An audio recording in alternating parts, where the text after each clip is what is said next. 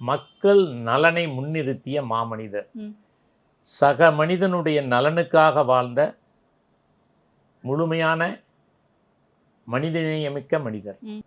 சின்ன வயதிலிருந்தே பசிப்பினி போக்க வேண்டும் என்று அதற்காக தன்னையே அர்ப்பணித்து கொண்டவர். இறுதியில் ஆட்சி அதிகாரம் என்று இருந்த பொழுது சத்துணவு திட்டத்தை வழங்கிய ஒரு சரித்திர நாயகன். என்ன இது?